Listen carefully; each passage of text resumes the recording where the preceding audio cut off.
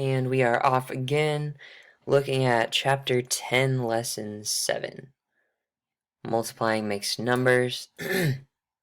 For these examples, since we kind of went over it already, I'm going to ignore the models because I think they can get a little bit confusing. So we're just going to do it using the normal standard method. So example number 1, a blueberry muffin recipe calls for half a cup of blueberries. A blueberry pie recipe calls for 3.5 times more blueberries. How many cups of blueberries are needed to make the pie? So, like I said, I'm going to ignore the models. And I'm going to look at it just as a multiplication problem. So in order to multiply mixed numbers, we want to first make it into an improper fraction. That way we can just multiply straight across. So for this one, I'm going to switch pens. Not a great pen. 1/2 is fine. We can use that. 3.5 is the same thing as saying we have 3 wholes. And in this case, it's going to be 2 over 2. So we're going to have a total of 6 of them plus our 1/2. Another way, like we talked about, was saying we can take the denominator 2 times 3 gives us 6, and then we had 1 extra 7. So now I can go ahead and multiply across. So I have 7 halves, and to check if I did that right, 7 divided by 2, whoops, there's a stapler. 7 divided by 2, I'm just going to do the, off to the side.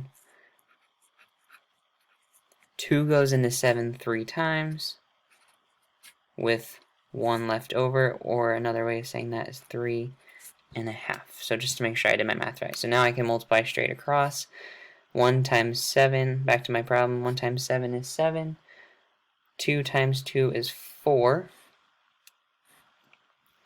So there's 7/4.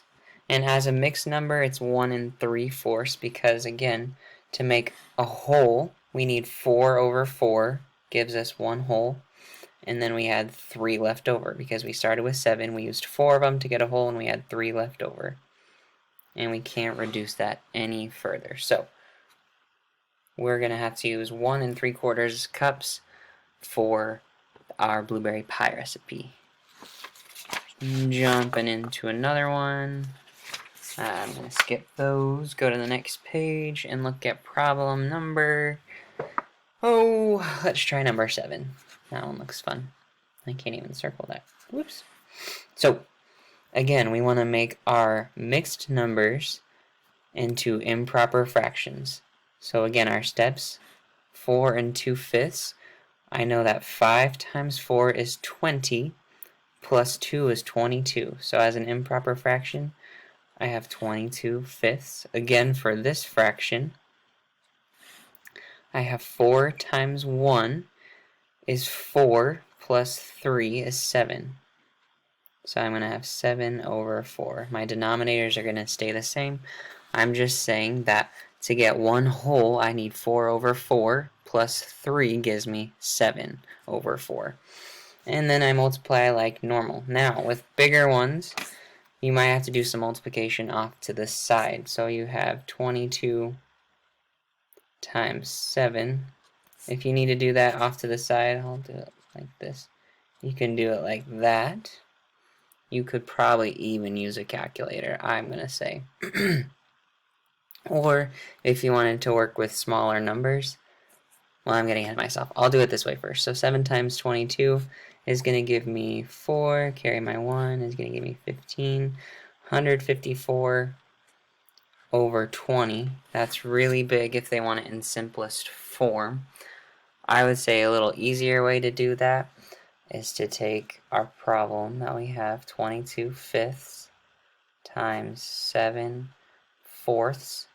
And again, if I look at some numerators and denominators, this middle line, so I can look and see if I have any common factors. And I know that 4 and 22 are going to have some common factors. So I'm going to divide first.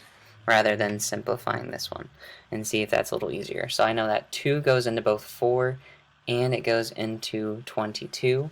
So if I divide them both by 2, 4 is going to divide into 2 times.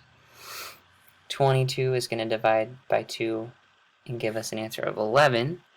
So when all I did, like I said, I just simplified first, or reduced it first, by taking 22 and dividing it by 2, and 4 and dividing it by 2. So I know that that's a common factor that they share.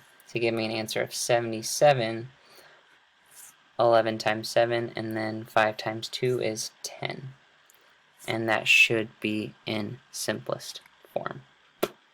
Let's see where I'm at on time. I'll end it there. Hope that helped.